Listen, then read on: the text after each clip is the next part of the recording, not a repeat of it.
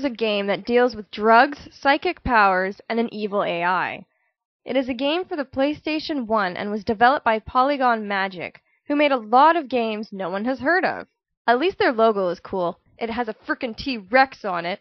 The game was published by Enterbrain in Japan in 1999 and by Crave Entertainment in North America in 2000. Some people know more about the Galerians Rion movie that was based on the game and entirely computer animated. The movie was aired in July of 2004 in North America, but I'm not here to talk about movies. I'm going to be talking about the goddamn game.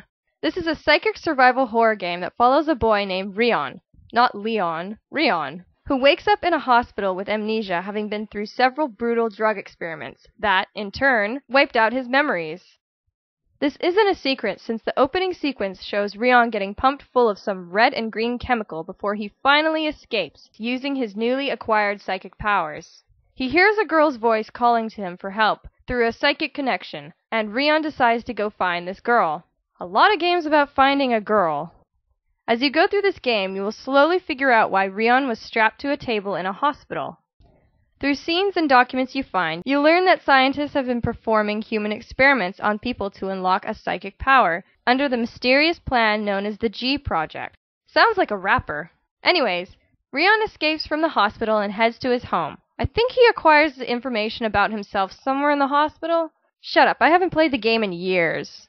At his house you learn that Rion's father, Albert Steiner, was a computer scientist that, with the help of his friend, Dr. Pascal, designed a self-replicating artificial intelligence called Dorothy. This bitch is the crazy AI that is obsessed with being a god, and questions her creators as to why she serves them. Finding that she would prefer to be a god herself, she started creating superior humans known as Galerians, who have special powers like Rion. Even though Rion's father and his friend were completely unaware of her plot, they hid a virus in Dr. Pascal's daughter's brain, and the launcher program in Rion, just in case Dorothy went crazy.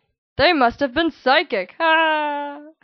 So you can figure the rest of this out. You need to get Rion to meet with Lilia, his childhood friend who has the virus in her brain, and the girl who is calling out to him, and then go find Dorothy and destroy her by launching the virus. Seriously, when will they ever learn that creating a super awesome being, be it a psychic commander, a super AI, or whatever, is a fucking terrible idea? Lots of people die and they pretty much doom the entire world. And for what?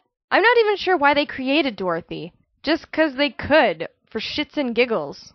The story unfolds not only through reading documents, but also through characters you meet and that are trying to kill you. There are 4 Galerians that Dorothy managed to create and control with her mind. Some were more developed than others, and even then they weren't too memorable. But the first one you encounter, Birdman, appears out of nowhere and gives you the first and most tedious boss fight I have ever had to play through. It's like when you get to a boss in an RPG and you're severely underleveled, but you're too stubborn to go and grind and just want to destroy the boss because you have a slight chance at doing so. This leads to the most unique aspect of the game and the most frustrating, the battle system and gameplay. If you're familiar with the earlier Resident Evil games, then you'll know all about the fixed cameras and the controls, where up is always forward and down is always backwards no matter what direction you're facing.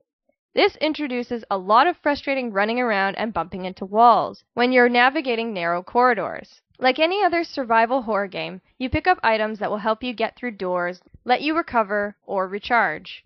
I don't say reload as in you had a gun. No, no, no. In this game you have psychic powers that need certain items to keep everything in order. Let me explain. You have 3 bars on the screen. One is your health, which we all know means death if it's fully depleted. The second is your AP, or your addiction points, which shows how much time you have before you experience a short. I will get to that shortly. Har har har. The last one is PPEC, or Psychic Powered Enhancement Chemicals, that drains when you use psychic powers to attack enemies. You have a choice of drugs such as Nalcon, which sends a shockwave to the enemy, Red, which sets people on fire, or D-Felon, which moves objects. When the PPEC meter drains, you can use Nalcon, Red, or D-Felon to recharge that bar depending on the ability you have equipped. I mentioned short before, and basically it is the worst state you can be in this game. Your AP meter increases when Rion gets hit, uses his powers, or is under stressful situations. For me, he would stress out even when nothing was happening and I was just running around. It's very random and fussy. So when this reaches maximum capacity, Rion experiences a short where his psychic powers are basically out of control. When this happens, Rion will cry out and any normal enemy near you will die instantly, usually having their heads explode. You will remain in this state and anyone that comes near you will die. Cool, yes? But when you're shorting out, you gradually lose HP, and the only way to stop it is to use an item called the Delmetor, which reduces the AP gauge back to 0. The problem is, this game has a limited supply of all items, and if you go around using your powers all the time, you'll run out of that item fast and end up dying. You absolutely cannot live without that drug or you will die. This is one of the few survival horror games that encourages you to conserve items and avoid almost all battles, which is totally fine because you gain absolutely nothing from battles. No money, no experience, nothing. So might as well skip them all. The idea of the game is new and interesting. There are some good puzzles at times, like the one where you have to knock in Morse code on the door. The gameplay is a bit frustrating at times, but if you're stocked up, you can easily do it. Galerians is a very short game. I managed to beat it in under 5 hours. Yes, you can finish the game in one sitting if you're patient enough. If you plan to play this game... I said it before and I'll say it again. Avoid all battles at all times if you can. Also, get used to the controls and be very good at dodging stupid repetitive attacks. Enjoy!